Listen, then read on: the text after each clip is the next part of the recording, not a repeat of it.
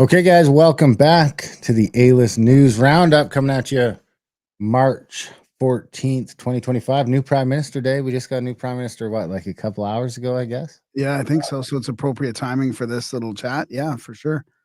Yeah, Might as well document it in a way, right? Play a couple of clips.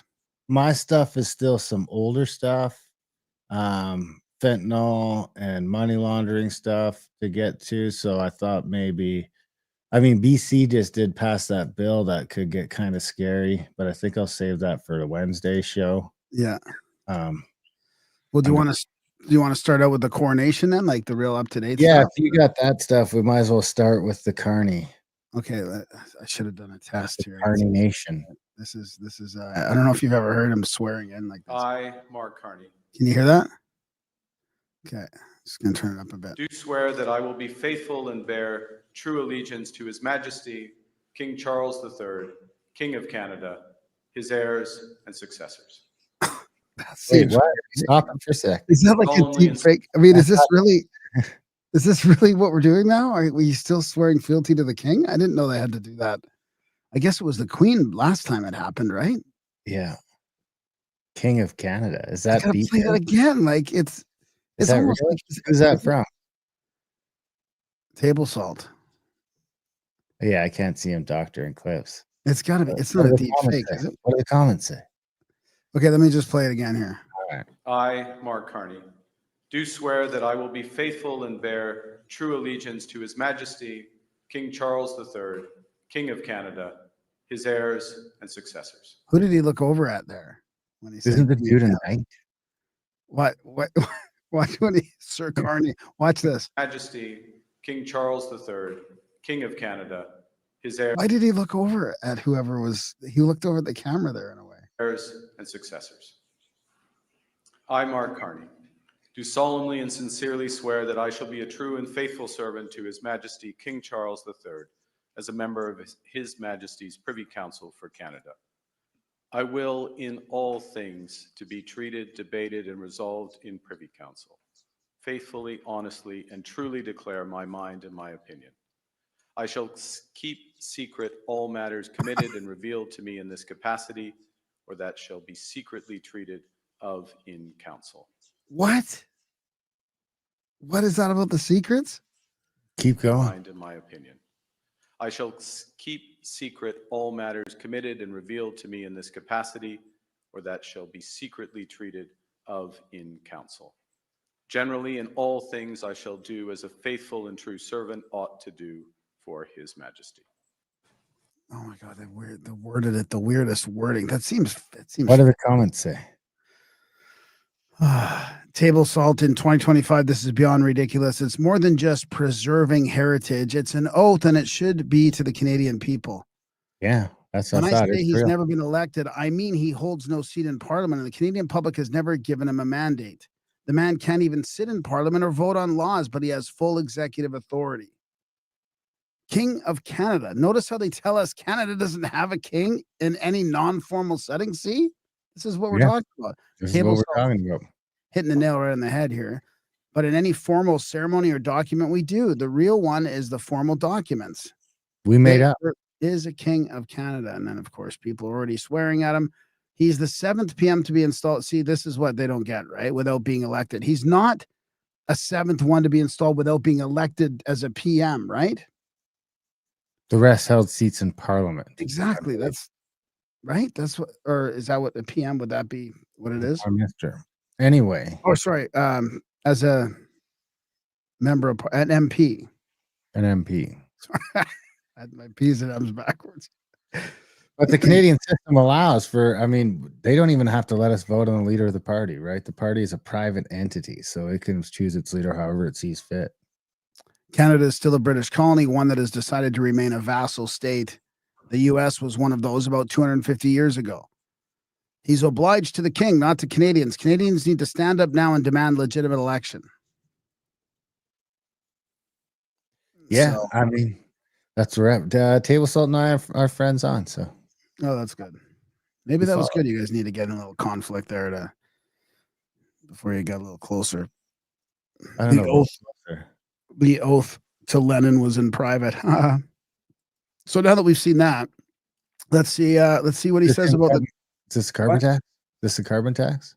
Well, no, it's not. Oh, It's a fuel surcharge. It's a price, not a tax. it's Why won't they say it? We've already taken a big decision as this cabinet, because this is a cabinet that's focused on action. It's focused on getting more money in the pockets of Canadians. It's focused on building this economy. See, he's pretty smooth, dude. He's been in these CEO positions longer than Trudeau's been alive, it seems like. He's gonna be disastrous. With all the tools that we have here. So based on the discussion we've had, and consistent with the promise that I made and others supported during the leadership campaign, we will be eliminating the Canada fuel charge, the consumer fuel charge. The fuel charge, the consumer fuel charge. Is that all it is this whole time? This has just been a consumer fuel charge? The carbon tax? It's a Just carbon on, is it just on fuel? It's on energy, It's on energy. which is all the fuels. Yeah, I guess you Well- could call it unless it's a different thing, I guess you could. Well, kind people of are calling this the speech that got rid of the carbon tax. So let's just let him finish here. Immediately. And we will be ensuring that those Canadians who have received rebates will continue to receive a rebate in the next quarter.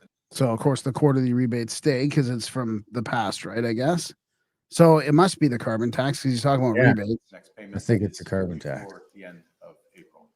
This will make a difference to hard-pressed Canadians, but it is part of a much bigger set of measures that this government is taking to ensure that we fight against climate change, that are we've already taken. I fucked it up. Hang on a Government sec. is taking to ensure that we fight against climate change, that our companies are competitive, and the country moves forward. So it's my honor on behalf of my colleagues to sign this. He's pulling a Trump, right? He really is just like sitting there at a table, signing these things, explaining it like Trump was. Like this is it's perfect. This is what we need. This is exactly what Canadians need to see before they realize what our system is. And I'm not complaining about that because I was like happy to see Trump answering. He was actually like legitimately answering questions to all kinds of reporters. Like I think this is way more scripted than that, to be honest with you. But at least he is showing this. Pierre's in trouble. It'll be interesting to see if he calls an election now or not. But that was like, I'm assuming Pierre's got some tricks up his sleeve. I'm assuming he's got a few things that he just hasn't. He's waiting because, Hashtag just like Justin. What we've seen for the last month, they've been stealing his ideas. It seems like, right? They just cut the carbon tax. That was his idea, but that's really the only thing he's been saying for a while. Here's the thing: I can't be upset that the carbon tax is gone. No matter who does it, if I can have it gone today instead of waiting for 3 months for an election. No, dude. It's gonna be worse. Are you kidding me, dude? I'm paying $400. It's gonna be worse. Maybe it is, but right now it's not. There'll be an election before that, hopefully. Oh, what's I don't the other know. option? He just doesn't change it up. No. Would you prefer that? He just left it alone. No, it's gonna come in a different it's gonna come in a different way. Okay, but right now it's not.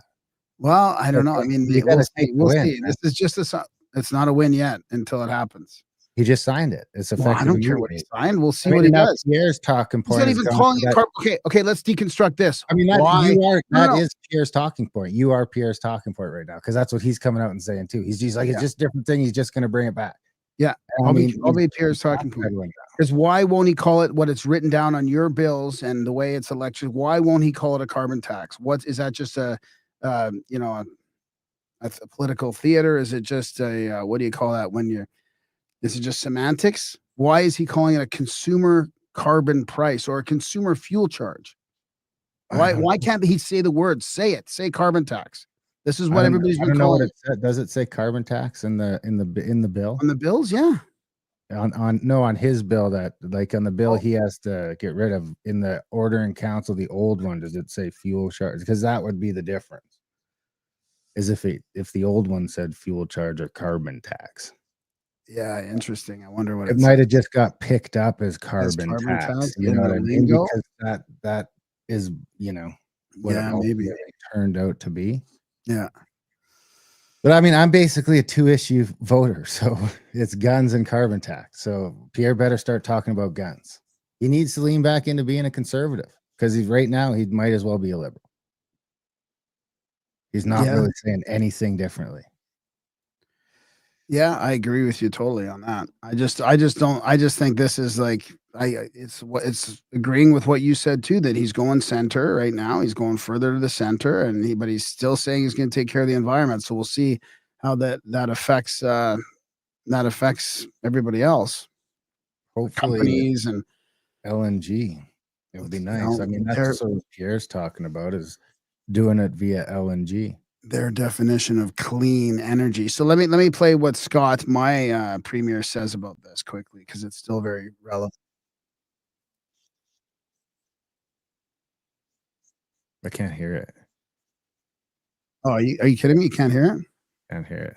Oh, this is like StreamYard has to deal with this because how can I go from sharing it and everything's fine to now it's not playing? So and that just ruins the flow. Here we go.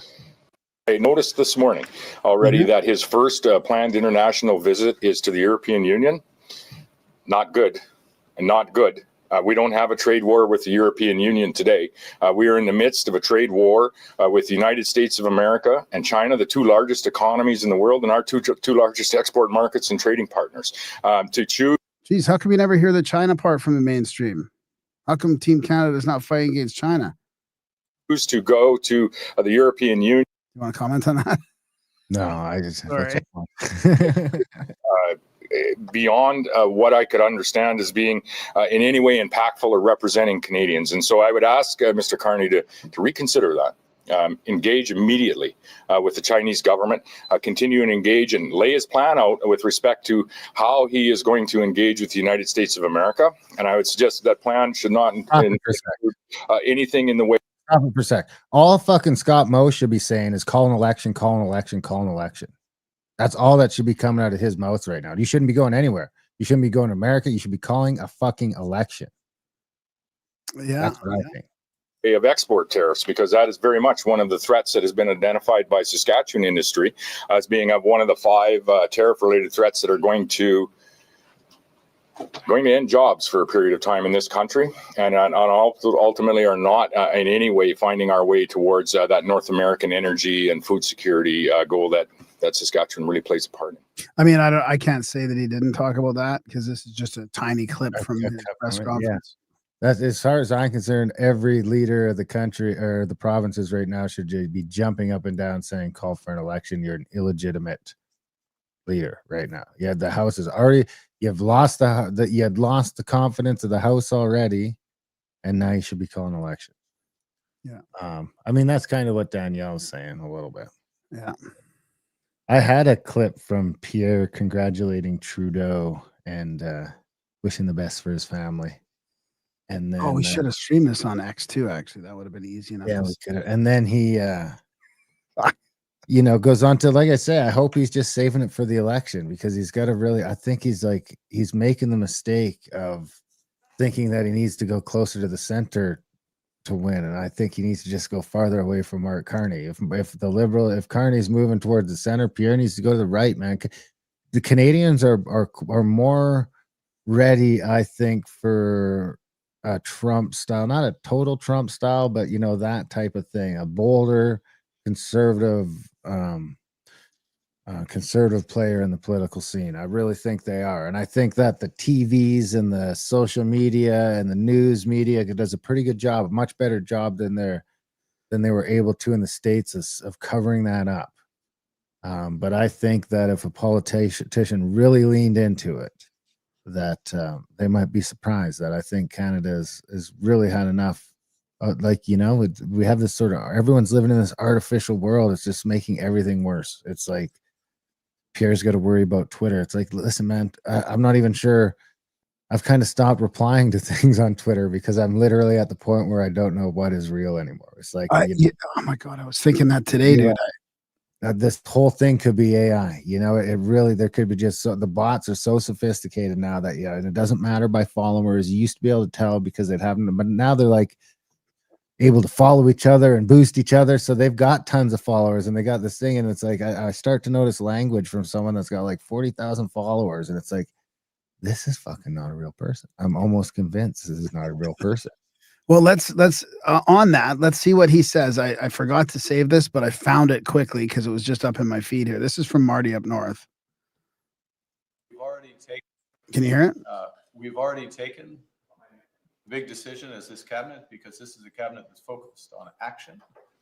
It's focused on getting more money in the pockets of Canadians. Oh, hang on. It's the same fucking clip. It's the same clip. Yeah, but he's just talking about how there's all the people that have been defending the carbon tax for the last 2 years, I'll clap for it. Like, see, Can I ask you what your plans are for the next? Yeah, exactly. Can you hear that? Okay.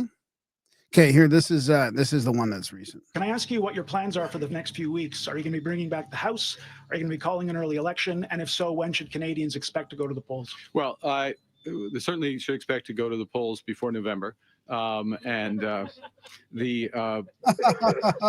news today is behind me. An exceptional group of individuals who are serving Canada, united, focused cabinet, focused on action, focused on the issues for Canadians. We're, as I said a moment ago, we will be going to take some decisions which directly meet some of the objectives I set out in my remarks and we've been discussing. That's the news for today. There will be other news in the coming days with respect to ensuring that we have as strong a mandate that is needed for the time. Thank you. Think of those words, right? Mandate. He's saying we're gonna have a strong mandate. We're gonna take action. We're an action committed. Like they're taking the stuff that's working. You got to assume that mandate means election. Yeah, but it doesn't. No, but it means what it means is what Trump got down south. A mandate. Yeah, mandate from the people is a strong mandate from the people. Strong mandate, but also action. Election. That's which is a strong election win. Yes. So I mean, I don't know. I'm curious because there's a bet. I mean, Elevate and Mr. Sunshine have a bet on the election being called by Monday. So it's not looking good for Elevate. Why is he saying action a lot in there? Because they know that people need fucking action. Because I think this is what my prediction is. I don't think the election is going to get called on Monday. I think it's going to get called in about 3 weeks. I think that they are going to. You're going to see this. You're going to see a couple things happen. He's going to be out front of it like this now. Yeah. So to extinguish conservative talking points heading into said election. So you see the carbon tax go today. What could another thing he could do very quickly? Immigration. You could sign something to cut immigration, and you could do a stimulus package for people who lost their job because of the tariffs, which are changed to the unemployment rules, which I think you'd have at that point. You've got to bring the House back for that because that would be legislation. Or you could also make a move on guns, man. I mean, they could fucking rescind a 1,500. If I'm Mark Carney and I'm considering keeping power right now, those are like 2 moves that you could do very easily and very quickly that would really take the wind out of the conservative sails. And I can't see him touching the guns. That's not going to happen. I can't see any. But he can say it. He can No, this is what I'm saying. This is what I'm saying. This is why he's not going to call an election first. I think he wants to actually do some shit before he calls an election so that they can't say exactly what you're saying. So that we can't say, why didn't you fucking do it? You're that's what happened to Kamala, right? Yeah. Hey, you've been in power for 4 years. Why didn't you do it? Why didn't you do it? Now, this way he can come out and fucking campaign on, hey, man, I was the prime minister for a month. I got rid of your carbon tax. I cut immigration and I fucking gave your guns back. No, or it doesn't even have to be maybe just 2 things. Like he only has to give us. You're not going to get the gun. Then he can talk about the other ones. Because I don't think the guns are big enough. Action orientated. He can talk about guns and people will take it the seriously. Thing is, I don't think the Liberals will because I don't think the guns aren't a hot button enough issue. I don't know where the numbers lie in. I'm skewed because I'm a gun enthusiast that's out west where we have the bigger gun culture. I don't know where Quebec and Toronto are at on guns. You know what I mean? If it'd be worth, they probably have a better poll on that. I'm sure you would pick the top 3, right? The number 1 is carbon tax. I was thinking today, wouldn't it be funny if he threw Trudeau in jail? I mean, that would get him some support from the right. We're gonna sacrifice you, buddy, on the Sorry, altar, bro. on the altar of the WEF climate change. It's funny because I was thinking at the beginning of this show something like that too, where he was gonna throw Trudeau under the bus. What was it about? What was it about? It wasn't about. It was about. Was it? He just threw Trudeau under the bus, basically. Because the carbon tax, or yeah, that's his main thing. yeah. I mean, it's regardless of how you think it. I mean, it's clever politics. I mean, even if he brings it back later, because like you said, the first thing is you can say whatever. You can say whatever. That's how they got Kamala. So it's like if he can get in for just enough time, that's what I would do.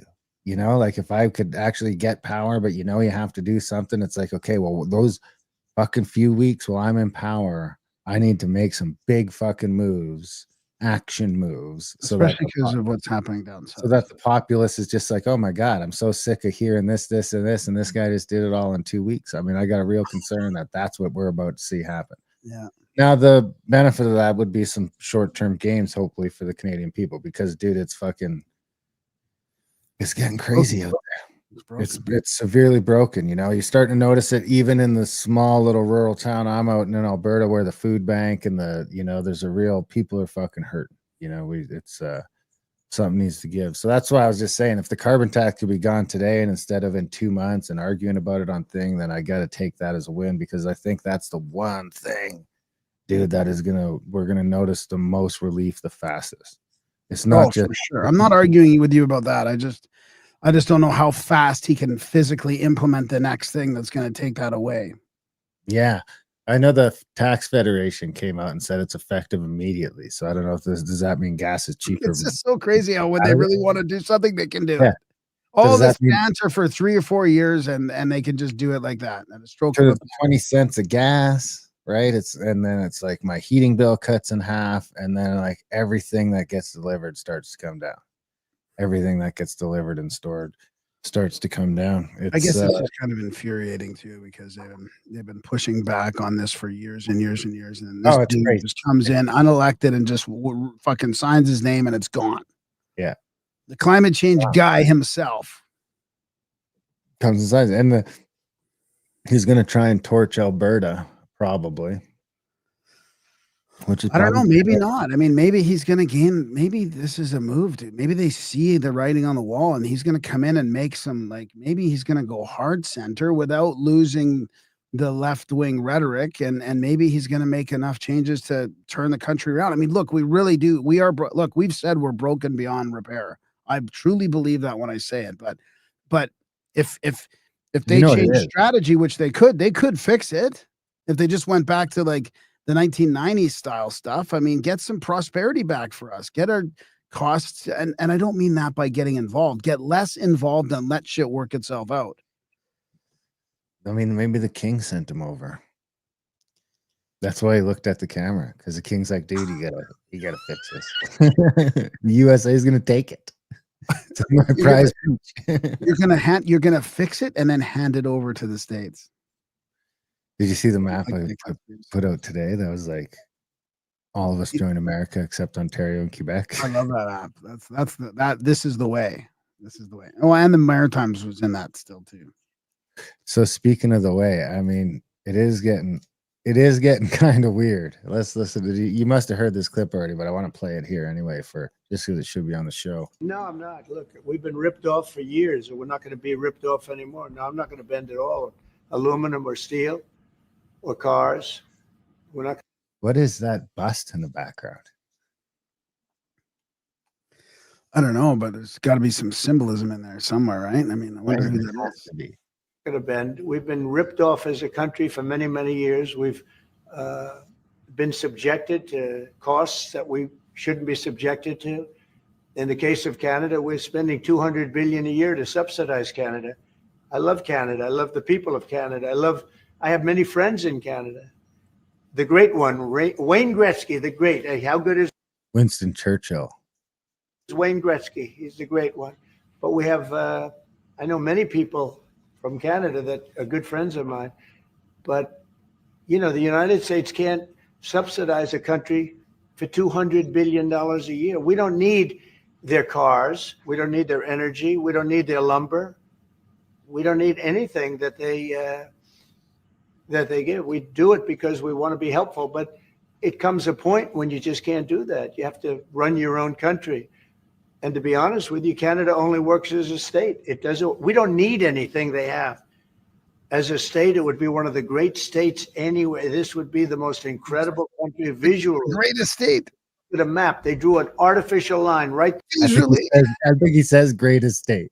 through it between Canada and the US. Just a straight artificial line. Somebody did it a long time ago, many decades ago, and makes no sense. It's so perfect as a great and cherished state. Keeping "O Canada," the national anthem. I love it. I think it's great. Keep it. But it'll be for the state, one of our greatest states, maybe our greatest state. But why should we subsidize another country for $200 billion? It costs us $200 billion a year. And again, we don't need their lumber. We don't need their energy. We have more than they do. We don't need anything. We don't need their cars. I'd much rather make the cars here. And there's not a thing that we need. Now, there'll be a little disruption, but it won't be very long. Just a little disruption. Just a little disruption. But I mean, honestly, dude, why is he ramping up the rhetoric? Okay. Never mind. Wait to the finish. Oh, okay, sorry. But they need us. We really don't need them. And we have to do this. I'm sorry. We have to do this. Yes. I mean, why these people are losing their shit over it, dude? Oh yeah. And when everybody's like, because you know what, I'm seeing a lot of people on our side that are like, oh, he's just joking. He doesn't mean it. No, joking. I think he means it. Like, I just don't think he can tell us why the real reason is. But that's me, that's me thinking maybe there's a little faint hope that he's playing 5D chess, because I'd rather be 51 right now than in a broken Canada. But well, maybe it's got something to do with like this kind of stuff, Canadian governments fail to stop money laundering because they want the cash. Douglas Todd, once it's in the system, dirty money behaves just like clean money, says law professor Sana Ahmed. Governments quietly rely on it to prop up the domestic economy. Where have we heard that before? I mean, right? I mean, it's basically what the CIA and them have all been doing forever down in the States. Why wouldn't it be happening here? An estimated 45 to 113 billion is laundered in Canada each year, according to Criminal Intelligence Service Canada. Politicians in Canada are mostly pretending they're desperate to crack down on money laundering, according to the stark, well-constructed argument of a University of Calgary law professor. Ahmed says the real reason federal and provincial governments have not made a significant dent in the laundering of dirty money is basically because they like the cash in the economy. Why did the BC government of a decade ago tolerate what became to be known as the Vancouver model of money laundering? She asked. After all, many people knew drug cash stuffed in hockey bags was being laundered by being used to gamble at BC casinos, with much of it ending up in mostly luxury Canadian real estate, she said. And why did it take American law enforcement officials, not those in Canada, last year to punish the white-collar criminals inside U.S. branches of the Canada-based TD Bank? They hammered the giant bank, which had a permissive reputation, with a $3 billion fine for aiding in massive laundering of drug money and other ill-gotten gains. The answer is the same, despite the posturing of politicians and the establishment of dozens of anti-money laundering agencies in Canada. Ahmed says politicians aren't keen to prosecute money laundering because they want the capital, which props up the economy. Once we put the moral outrage aside, this money is just money. The billions of illicit dollars that have poured into Canada help shore up the domestic economy, said Ahmed, who has trained as a lawyer and professor in both Pakistan and Canada. Dirty money, she says, buoys banks, the hospital sector, realtors, developers, art dealers, restaurants, and high-end retail outlets, and eventually makes its way into government tax coffers. The globe's massive laundering network can only be understood by asking the question, who stands to gain? Unfortunately, Ahmed argues it's not easy to differentiate the benefits of money laundering for private individuals and corporations from those that go to the state, where the revenue is used to pay for such things as healthcare and transit. Now let's jump off of that. Is that the only reason why there's still cash in the system? I mean, and we're not all digital. I mean, it's interesting that they might need that. Might be why there hasn't been a CBD push, because they need that cash. They need the dark money in the system. Yeah. So then we jump over to here. Trade-based money laundering is the fentanyl crisis. Sources expose Chinese, Mexican, Canadian crime convergence. The famous picture of Trudeau at a Vancouver diner with all those Chinese guys, they're all in there. So this is the Bureau, of course, is what's his name? Scooper Cooper. Sam Cooper, yeah. Sam Cooper. I subscribe to this. It's worth subscribing to. It's a little pricey, but there's a lot of, great content in there. As the debate rages over President Donald Trump's disruptive tariffs on Canada, Mexico, and China, whether they represent a genuine war on fentanyl deaths tied to each nation's role in the deadly supply chain or merely a pretext for U.S. trade dominance, multiple Canadian and U.S. government sources have stepped forward to highlight a factor they believe North American citizens aren't grasping amid Trump's political rhetoric. They point to the staggering scale and sophistication of trade-based money laundering orchestrated by Chinese triads in Canada and Mexican cartels. This is a predominant concern in Canada, alongside revelations of so-called fentanyl super labs hidden in rural areas, yet easily supplied by Canadian transportation hubs, shipping, rail, and trucking networks saturated with organized crime. These sources insist this little understood form of criminal money laundering not only fuels fentanyl trafficking, ultimately linked to a complicit Beijing, but directly finances drug shipments initiated by Chinese networks in Toronto and Vancouver, sending fentanyl, methamphetamine, and cocaine across the Mexican border into California, specifically to trucking hubs around Los Angeles.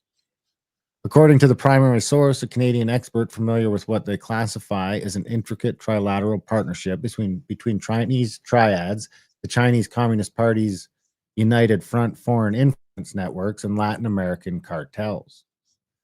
In 2023, Canada's financial watchdog FinTrack reported that Chinese networks had evolved beyond traditional casino-based laundering methods in Vancouver and Toronto, now mastering laundering through Canadian banks, law offices, real estate, and the diaspora-based fraud networks.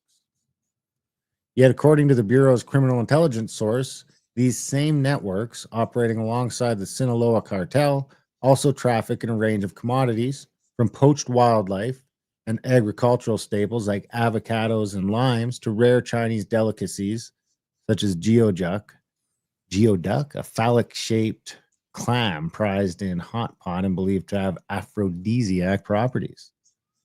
Let's go down a little bit. The same individuals notorious in elite Canadian enforcement circles appeared in suspicious transaction reports and were central to a sweeping intelligence investigation into vulnerabilities in Canada's banking system. This investigation, known as Project Athena, was a major anti-gang initiative examining reports from Canada's financial intelligence agency, FinTrack. Project Athena emerged after the collapse of its predecessor case, E-Pirate, reportedly Canada's largest ever drug money laundering probe, which targeted Chinese underground bankers in Vancouver and Toronto, linked to the Sam Gore Network, a Chinese syndicate dominated by the 14K Big Circle and Sun Yi on triads. The famous picture of Trudeau at the Vancouver diner with all those Chinese guys, the ones we all know from various media reports, they're all in there. They're all in there moving money around, the source said. And this was just one money service bureau, nearly $1 billion in 3 years. So how many others are there? Let's go down to the bottom a little bit here. And so they start taking over industries. That's why your price of limes is what it is today, because the cartels have cornered the market, trying to put those drug proceeds somewhere. So let's start buying up commodities and controlling sectors. And that's what this case was. It confirmed everything we had received and heard from the FBI and DEA in bulletins for many years. The source added that while this particular cache of communications involved methamphetamine and cocaine, referred to as glass and girls, encoded narco communications, it did not directly pertain to fentanyl. However, the triad operator and the Mexican cartel associate appeared to broach the subject, at which point the cartel operative redirected the Canada-based triad to another handler in Mexico. The cartel guy he was speaking with on this particular phone was the one handling coke and meth, the source said. So it's like, hey, I'm interested in this and I don't deal with that. That's my associate. You'll have to go through someone else. They segment it. It's just such a tapestry. So there's that picture with Trudeau and all the drug dealers. Probably not drug dealers, but you know what I mean. Disclosing the stunning connection and scale of triad influence on Canada's west coast, the source said the underling, whose device was seized, revealing hundreds of money laundering and drug transaction deals between a triad and a Mexican cartel, was working for one of the targets in the e-pirate investigation.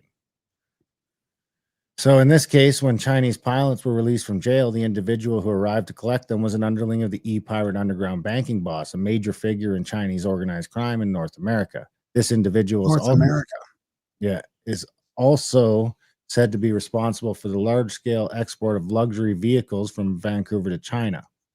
We found out that a $100,000 Mercedes here in Vancouver is worth between 3 and 5 times that overseas. So there's your money laundering right there. Let's go down. Cash in the system, man. Isn't that interesting? It's crazy. This could explain why following is unexpected. So this is about Trump winning.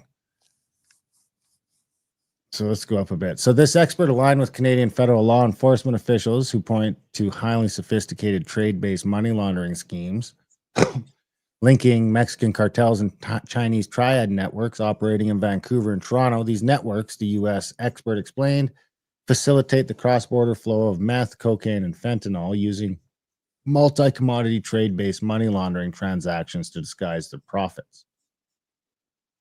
They suggested that Canada either lacks a full understanding of the issue or is failing to take U.S. concerns seriously by not adopting a more forthright stance, particularly in assessing the scale of money laundering linked to illicit drugs and organized crime. They believe Canada is ultimately undermining its own interests. Meanwhile, U.S. authorities, they asserted, have a clearer and more comprehensive picture of the problem. This could explain why, following his unexpected victory in the November 2024 election, President Donald Trump swiftly threatened tariffs on Canada and Mexico, a move that puzzled and stunned most observers. 2 Canadian sources suggested the decision was influenced, at least in part, by a bipartisan congressional report on fentanyl released in December.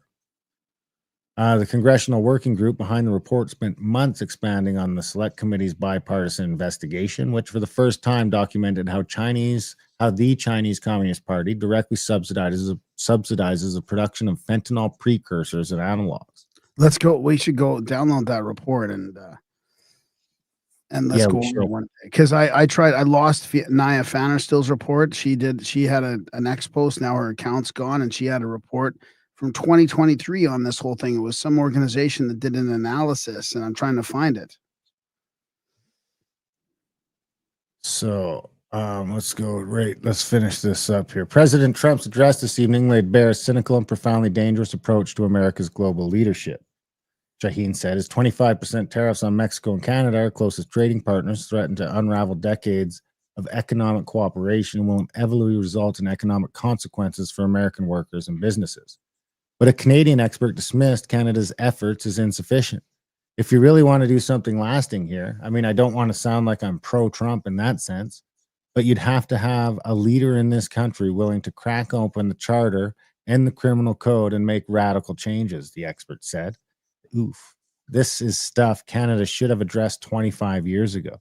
But through successive liberal governments, we've allowed it to continue, and now we're caught with our pants down. If we think we can just start throwing numbers at this and that'll fix it, that's a mistake, the expert continued. The problem is the framework in Canada has made this attractive. The police know what's going on, but they don't have the tools to prosecute and disincentivize this. Trump knows this. Imagine it from his perspective. He's surrounded by weaklings exploiting and killing Americans. He's not wrong.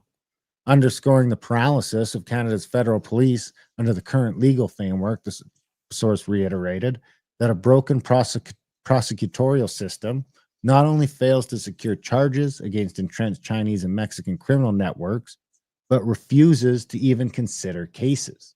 This is what happens when you've got such a decayed system, whether it's the Charter of Rights, the criminal code, the prosecution services, or just the broader demoralization of policing, which we played clips about on this show, compounded by chronic resourcing issues for years. The primary source for this story said they just go for the easy stuff. Anything complex, they don't touch it. I don't think they've tackled a serious file since the e-pirate case collapsed. The prosecution service basically said, look, we're dealing with the same resourcing issues. Don't send us these complex files. We can't handle anything with more than 3 names listed in your report. Oh my God. Well, I mean, I want to show you what's happening to this. Can I just break in here and give you like the Yeah, that results? was the end of that. I'll probably leave it at that for this. The results of all this, right? Get this. 67 overdoses in Saskatoon in 72 hours. Small town, rural Canada. Imagine the drain on an already overwhelmed healthcare system. But hey, Eastern liberals keep reassuring us that Canada isn't broken.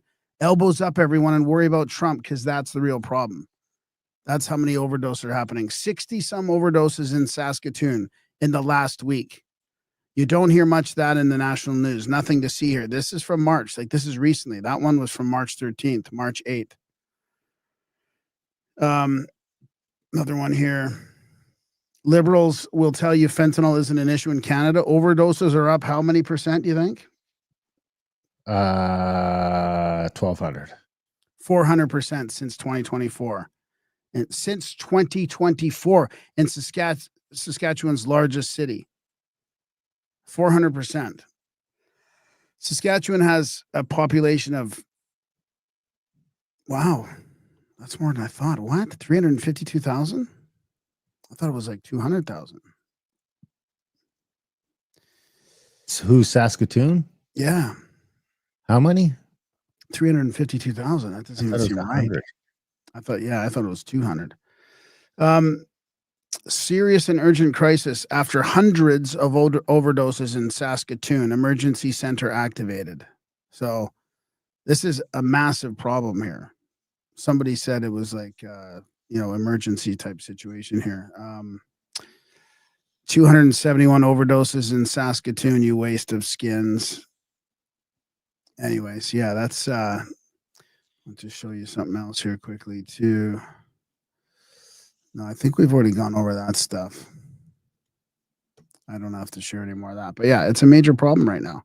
So I heard from a friend personally, who mentions that there was 250 overdoses in Saskatoon recently, and he thinks that it's a bad lot and they're like actually killing people on purpose or something like that. Like, it's like, that this is like, there's some conspiracy floating around among the normies that like, what's going on here? Why is there so many overdoses and why are they letting these bad drugs in? And it's like they're trying to kill people off. So, well, yeah, because it's not just about money; it's about destabilization, probably. All right, I got one more to finish it up, just on this sort of thing, on this vein. This is again back to Sam Cooper in the Bureau. BC fentanyl ring negotiated with Sinaloa Chief El Mayo, court filings allege. A bust in Surrey included seizures of Mexican passports, fentanyl, arsenal of weapons, and fortified compound with Chinese hike vision security systems. So, a new high-profile British Columbia money laundering case targets an alleged Sinaloa cartel-linked fentanyl and cocaine trafficking cell established in a mansion near the U.S. border. Court filings say the group was capable of negotiating significant cocaine importation deals with Ismael Garcia, known as El Mayo, the reputed Sinaloa cartel chief. So this is that same house that we were watching the other day that we had the thing from. According to the filings, the Canada-based syndicate compromised at least 3 men, including Hector Chavez Anchondo. The lawsuit filed yesterday by the Director of Civil Forfeiture contends that they belong to a violent drug trafficking organization that, quote, used and continues to use violence or threats of violence to achieve its aims. Investigators allege that the Sinaloa cartel-linked gang trafficked a range of controlled substances, including ketamine, methamphetamine, Xanax, oxycodone, MDMA, and fentanyl. As a part of these efforts, the drug trafficking organization has agreed to and made arrangements to purchase cocaine from the cartel de Sinaloa in Mexico, the filings say. They add that the Sinaloa cartel is a terrorist entity and that the government of Canada listed it as such on February 20th, 2025. Why? Just because Trump told him to, basically. Though no criminal convictions, I think this is almost at the bottom. Yeah, I'm almost at the bottom. Where'd it go? Oh, God damn it. Though no criminal convictions have been reported in connection with this lawsuit, first covered by the Vancouver Sun, Canada's connection of this investigation in the Sinaloa cartel, alongside with its designation of the cartel as a terrorist organization, could have significant implications for high-level discussions between the Trump administration and Ottawa. Washington has intensified pressure on Canada over alleged failures to curb fentanyl trafficking networks, with the dispute escalating into sweeping tariffs amid a mounting trade war. Maybe this is what I was thinking Carney might throw him under the bus on, the drug problem. Like, that could be a pretty big win too, right? I mean, who doesn't want to clean up our streets with fentanyl, right? I mean, if I was Carney, man, that would be a huge, clamp down on this organized crime and all the drugs. The multi-million-dollar mansion is located about 20 minutes from the Peace Arc border crossing in Washington State. I'm sure that's not a coincidence. North of Seattle, British Columbia's government is seeking forfeiture of the Surrey mansion along with its security apparatus, which includes 2 Hikvision digital video recording systems, as well as numerous cell phones and laptop computers. Court submissions detail seized weapons, drugs, and cash, including firearms, 23 weapons, including 10 handguns, 2 sawed-off shotguns, 2 hunting rifles, 7 assault rifles, 2 reportedly equipped with screw-on sound suppressors, and a spear gun. Drugs, approximately 3.5 kilos of ketamine and methamphetamine, concealed in a hidden compartment in one suspect's room, hundreds of counterfeit aprazolam pills, and a hidden stash of oxycodone pills, and nearly $15,000 in cash, bundled, not consistent with standard banking practices. Authorities also confiscated numerous luxury assets, asserting these represented either instruments or proceeds of unlawful activity, in a filing submitted today. So there is a triable question as to whether the vehicles, the motorcycles, the Azure boat, the trailer, the money, the jewelry, and other valuables and electronic devices are either instruments or proceeds of unlawful activity. Drug trafficking is a cash business. Persons involved in illegal drug activity frequently carry large sums of cash, either to purchase drugs or as proceeds from drug sales. Seized vehicles include a 2006 GMC Sierra, a 2002 Ford F-350, a 2006 Land Rover, a 2018 Dodge Ram 1500, and a 2006 Dodge Charger, and a restored 1950 vintage Ford. Investigators also confiscated upscale motorcycles such as a 2012 Harley Davidson and custom bikes featuring elaborate flame motifs. Ooh. And a boat. And a boat. Boats and hoes. Wow, that was good. Yeah. So that's all I got for this week. We'll get out of here. Yeah. All right. Well, we hope you guys enjoyed it. If you enjoyed it, you can support us if you go to the alist.ca. That's eh-list.ca. There's a button right at the top to support independent media. So if you like our media and you want it to stay around, head over there, support us, and we would love you for it. Other than that, just tell your friends about the shows, share the show, spit it out, subscribe to us on YouTube if you're not, and tell your friends about the show. But yeah, we're just going to do it all for free. And if you get some value from it, you can send some value back our way at the alist.ca. A-list. There's a dash in there. So other than that, we love you guys. Thanks for listening. And we will see you next week. Oh, yeah. We'll talk about the